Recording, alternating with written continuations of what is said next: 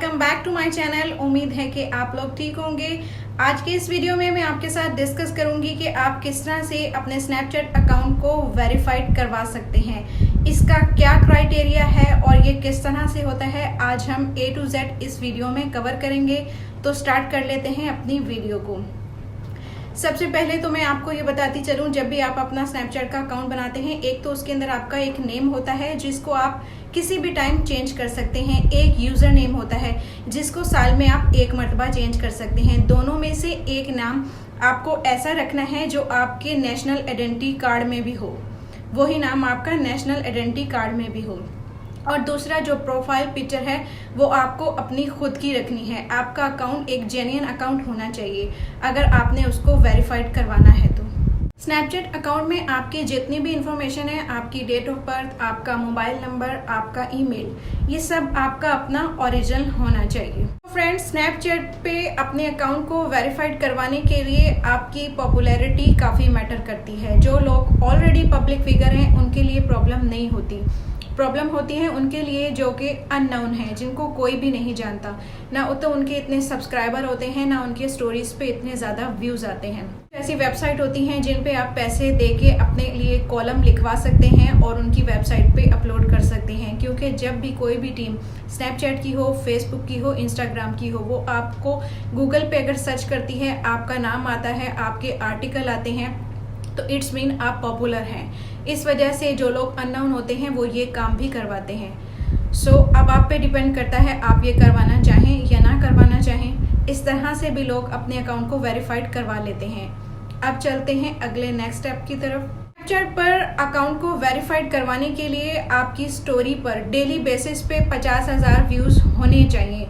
आपके subscriber at least 1 lakh से 1.5 लाख तो होंगे, तभी आपके स्टोरीज पर 50,000 व्यूज़ आ सकेंगे।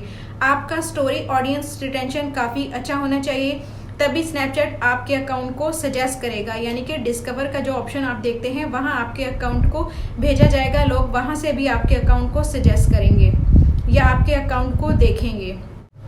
यहाँ पर मैं आपको ये भी बताती चलूँ, जब भी आप अपने अकाउंट को वेरीफाइड करवाना चाहेंगे तो आपका जो अकाउंट है वो बिजनेस अकाउंट होना चाहिए। क्योंकि जो बिजनेस अकाउंट होते हैं वो ही वेरीफाइड होते हैं। बिजनेस अकाउंट और नॉर्मल अकाउंट में डिफरेंस क्या होता है? बिजनेस अकाउंट जो होता है उसमें आप अपनी पब्लिक स्टोरी अपलोड कर सकते हैं, इनसाइट देख सकते हैं, अपनी ऑडियंस देख सकते हैं। जबकि नॉर्मल अकाउंट में आप ऐसा कुछ भी नहीं कर सकते। अगर आप चाहते हैं कि आपका अकाउंट भी एक दिन वेरीफाइड हो जाए तो आप अपने अकाउंट को बिजनेस अकाउंट में ही रखिए। आप अपनी बिजनेस प्रोफाइल किस तरह से बना सकते हैं, इस वीडियो की डिस्क्रिप्शन में उसका लिंक मैं दे रही हूँ। आप देख करके अपनी जो पब्लिक प्रोफाइल है उसको बिजनेस प्रोफाइल में कन्वर्ट कर सकते हैं। और मैं यहाँ पर आपको ये बात भी बताती चलूँ कि एक अमेजिंग ट्रिक है, उसके थ्रू आप अपने अकाउंट को वेरीफाइड भी करवा सकते हैं। जैसा कि आप जानते हैं कि स्नैपचैट जो है एक फिल्टर ही का प्लेटफॉर्म है।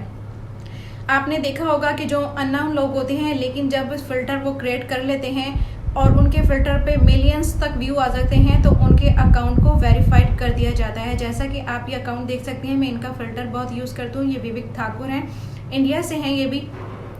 तो ये कोई नाउन पर्सनैलिटी नहीं है। इनके आप फिल्टर देख लें, इन्होंने काफ़ी ज़्यादा फिल्टर क्रिएट किए हैं जिसकी वजह से इनके अकाउंट को वेरीफाइड कर दिया गया है। मुझे फ़िल्टर क्रिएट करना नहीं आते, मैंने बहुत कोशिश की है, बन जाता है फ़िल्टर, लेकिन जो है वो सक्सेसफुली अपलोड नहीं हो पाता।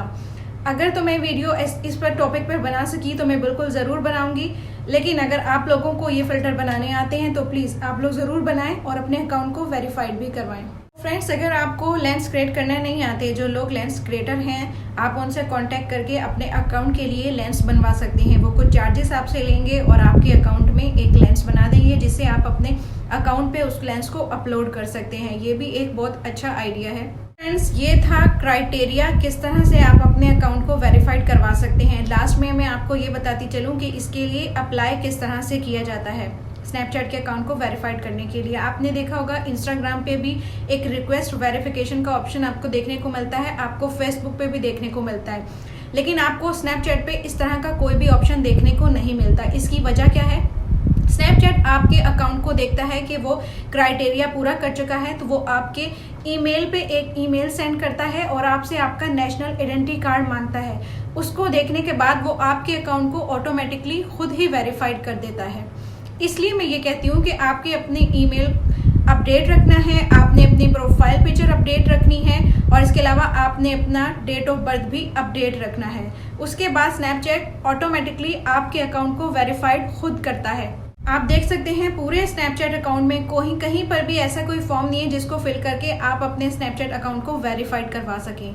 तो ये वीडियो बहुत डिमांडिंग में थी, मुझसे मेरे सब्सक्राइबर कह रहे थे कि मैं इस पे वीडियो बनाऊं, तो मैंने A to Z आपको बता दिया इसकी इंपॉर्टेंट चीज़ें क्या हैं, इसका क्राइटेरिया क्या है, किस तरह से आप इसको वेरीफाइड करवा सकते हैं। उम्मीद है कि आपको ये वीडियो अच्छी लगी होगी। अगर अच्छी लगी होगी तो चैनल को सब्सक्राइब करना मत भूलिएगा।